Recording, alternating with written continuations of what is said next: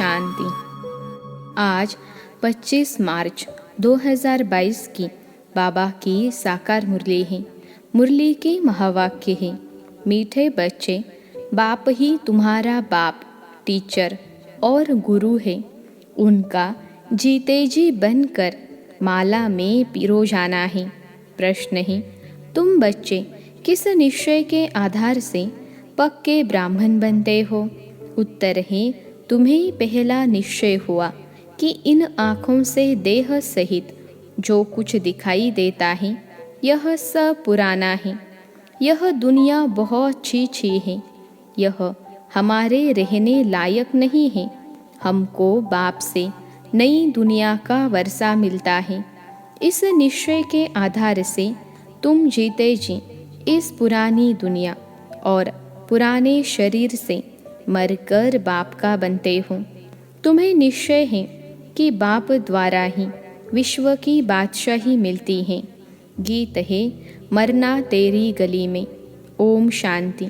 यह बच्चे गीत गाते हैं। जो पत्थर बुद्धि थे वह अब गीत गाते हैं। पारस बुद्धि बनने के लिए एक गीत भी है कि पत्थरों ने गीत गाया। वह पत्थर तो गीत नहीं गाते, परंतु पत्थर बुद्धि मनुष्य गाते हैं। अब तुमको ईश्वरीय बुद्धि मिली है। ईश्वर ने अपने बच्चों को बुद्धि दी है। जब हम ईश्वर के बने हैं तो देह सहित हम सारी दुनिया को भूल जाते हैं, क्योंकि यह रहने लायक दुनिया नहीं है। बहुत छी है। इसमें बहुत खिटखिट है, गोरख धंधे हैं, कोई सुख नहीं है। इसलिए हम आपके गले में पिरो जाते हैं। अपने को आत्मा निश्चय कर हम आपके ही बन जाते हैं तो पुरानी दुनिया, पुराने शरीर से दिल हट जाती है, क्योंकि जानते हैं आपसे हमको नई दुनिया का वर्षा मिलता है। जब तक यह निश्चय नहीं तो वह ब्राह्मण बन न सके। जीते जी बाप का बनना है। निराकार बाप को ही कहा जाता है बाबा। आप हमारे बाप भी हो, शिक्षक भी हो, सद्गुरु भी हो। आप हमें प्रत्यक्ष फल देने वाले भी हो। बाप के रूप में विश्व की बादशाही का वर्षा देने वाले हो।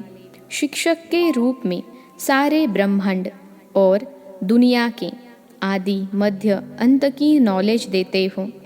सद्गुरु के रूप में हमें मुक्ति धाम में साथ ले जाएंगे, फिर जीवन मुक्ति में भेज देंगे।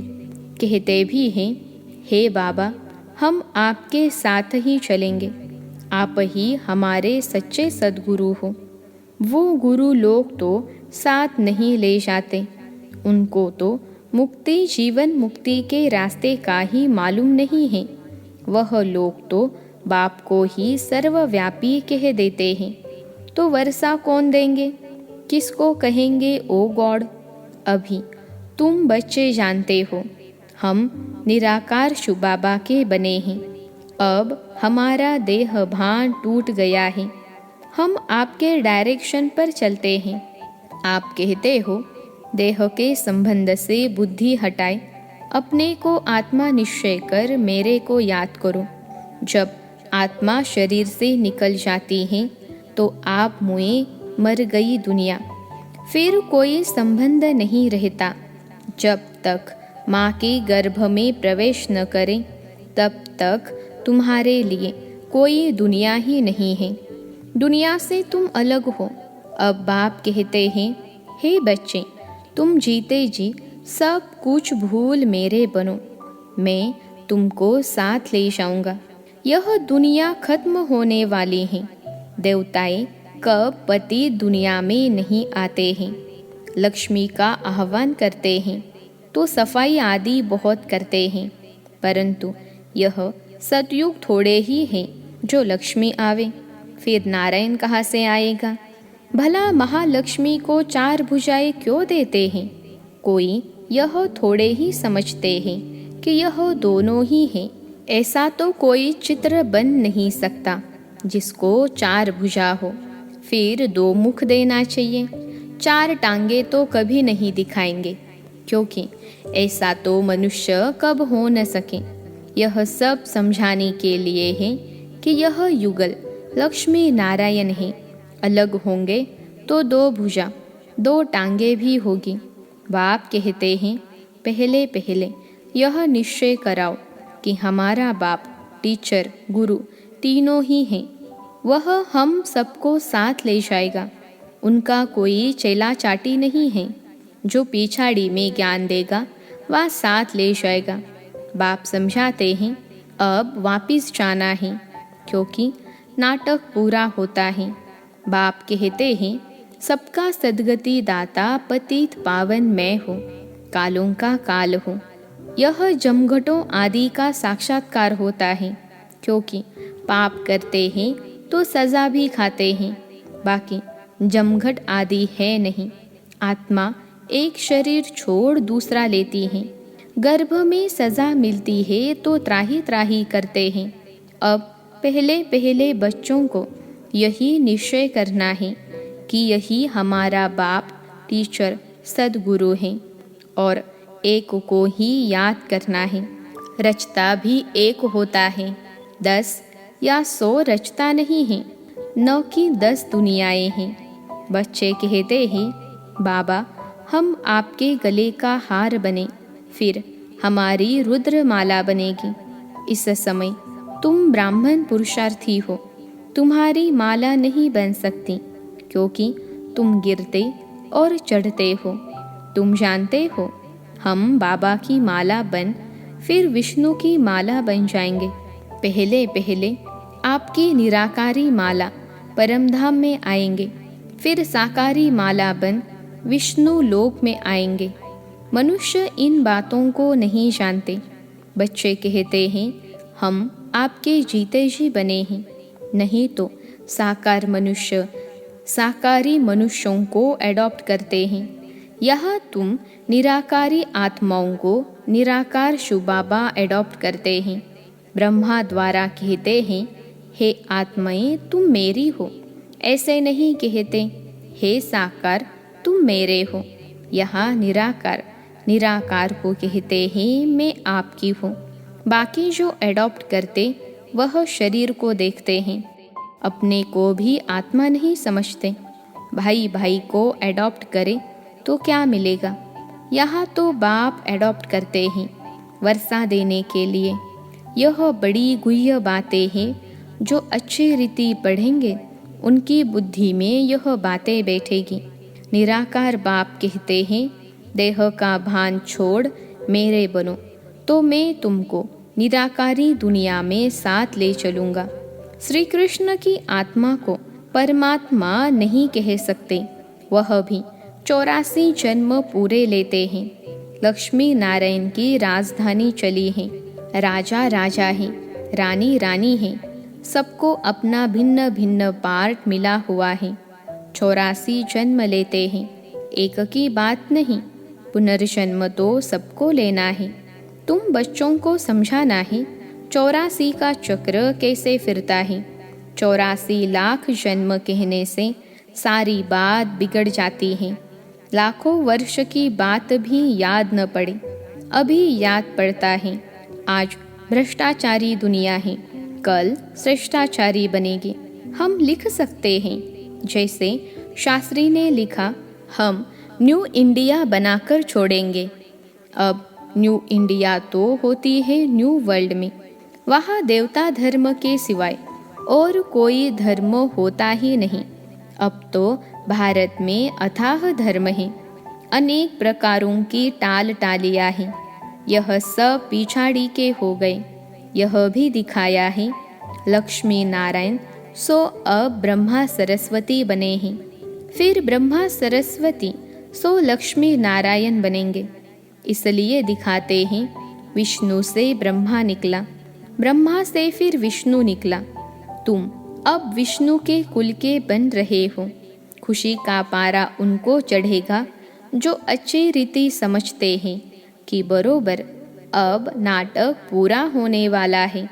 नाटक कहने से आदि मध्य अंत सब याद आ जाता है। तुम्हारे पास जो समझू सयाने होंगे उनको बेहद के ड्रामा की याद रहेगी। पहले सूर्यवंशी चंद्रवंशी राज्य हुआ, फिर बाहर वाले आए, वैश्यवंशी शूद्रवंशी बने। हम आत्माओं ने ऐसे 84 जन्म लिए। यह भी बहुतों को याद नहीं पड़ता। ड्रामा के आदि मध्य अंत का ज्ञान होना चाहिए।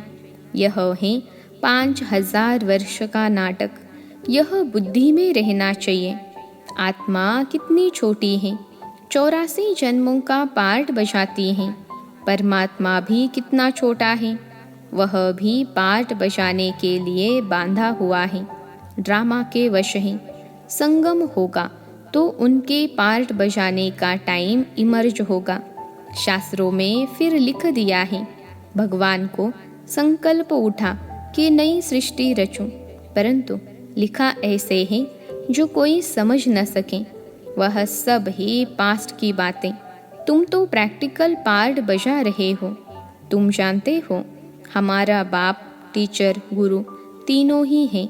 लौकिक बाप को कभी ऐसे नहीं कहेंगे, गुरु को तो गुरु ही कहेंगे। यहाँ तो तीनों ही एक हैं। यह समझने की बातें हैं। नॉलेजफुल गॉड फादर को ही कहते हैं। उसमें सारे झाड़ की नॉलेज है, क्योंकि चैतन्य है, आकर के सारी नॉलेज देते हैं। अब तुम बच्चे जानते हो कि हम इस देह को भी छोड़ बाबा के साथ चले जाएंगे। जब तुम कर्मातीत बन जाएंगे तब तुम्हारे में कोई भूत नहीं रहेगा। देह अभिमान का पहला नंबर भूत है। इन सब भूतों का बड़ा है रावण। भारत में ही रावण को जलाते हैं, परंतु रावण क्या चीज़ है कोई जानते ही नहीं। यह दशहरा, रक्षाबंधन, दीपमाला कब से मनाते आए हैं, कुछ भी पता नहीं। आखिर यह रावण मरना है या ऐसे ही चलता रहेगा, कुछ पता नहीं पड़ता। रावण को जलाते हो, फिर जी उठता है, क्योंकि उनका राज्य है। सतयुग में रावण होता ही नहीं, वहाँ योग बल से बच्चे होते हैं। जबकि योग बल से तुम विश्व के मालिक बनते हो, तो क्या योग से बच्चे पैदा नहीं हो सकते? वहाँ रावण ही नहीं तो भोग का भी नाम नहीं। इसलिए श्री कृष्ण को योगेश्वर कहते हैं। वह संपूर्ण निर्विकारी हैं। योगी कभी भोग यानी विकार नहीं करते। अगर भोगी बने तो फिर योग सिद्ध न हो। अब तुम योग सीख रहे हो। भोगी बनने से अथवा विकार में जाने से योग लग न सके। तुम बच्चों को बाप, टीचर, सदगुरु तीनों का इकट्ठा वर्षा मिलता है। सदगुरु सबको साथ ले जाते हैं। ले तो सबको जाएंगे, परंतु तुम गले का हार बनते हो। साजन सब सजनियों को ले जाएंगे। पहले साजन चलेगा, फिर सूर्यवंशी, चंद्रवंशी, फिर उनका सारा जो घराना है, इस्लामियों की बारात अथवा घराना, बौद्धियों का घराना, सभी आत्माओं को अपने अपने सेक्शन में जाकर बैठ जाना है। आत्मा स्टार है। यह बड़ी समझने की बातें हैं। तकदीरवान ही धारण कर औरों को भी समझाएंगे। वह फिर महिमा भी लिखते हैं। फलाने ने हमको समझाया तो हमारे कपाट खुल गए। इसने हमको जियदान दे दिया। फिर उनसे ही प्रीत हो जाती हैं। उनको ही याद करते रहते हैं। फिर उनसे ही छुड़ाया जाता है। दलाल को थोड़े ही याद किया जाता है। दलाल ने तो दलाली की, खलास। फिर साजन को सजनी याद करती हैं। ब्रह्मा भी हो गया दलाल। याद उस शुबाबा को ही करना है। यह दलाल भी उनको ही याद करते हैं। इनकी महिमा नहीं, यह तो पतित है। पहले इनमें प्रवेश कर इनको पावन बनाया। एक है पतित, एक है पावन। सूक्ष्म वतन में ब्रह्मा है पावन। उनकी भी शक्ल दिखानी चाहिए। समझानी तो बार बार दी जाती है, परंतु जबकि आकर बाप का बने। बाबा हम आपके हो गए, आप हमारे बाप, टीचर, सदगुरु हो। बाप कहेंगे, मैं भी तुमको स्वीकार करता हूँ, परंतु याद रखना, मेरी पद यानी इज्जत नहीं गंवाना, मेरा बनकर फिर विकार में नहीं जाना। वास्तव में इस समय सब नरकवासी हैं, याद करते हैं स्वर्ग को, कहते हैं फलाना स्वर्गवासी हुआ। अरे स्वर्ग है कहाँ? अगर स्वर्ग गया तो फिर यहाँ बुलाकर खाना आदि क्यों खिलाते हो? पतित दुनिया में पतित ब्राह्मणों को ही खिलाते हैं, पावन तो कोई है नहीं। परंतु इस छोटी बात को भी कोई समझ नहीं सकते। अच्छा, मीठे मीठे सिखलते बच्चों प्रति माता पिता बाप दादा का याद प्यार और गुड मॉर्निंग। रूहानी बाप की रूहानी बच्चों को नमस्ते। हम रूहानी बच्चों की सिखलते रूहानी माता पिता बाप दादा को याद प्यार, गुड मॉर्निंग और नमस्ते बाबा नमस्ते।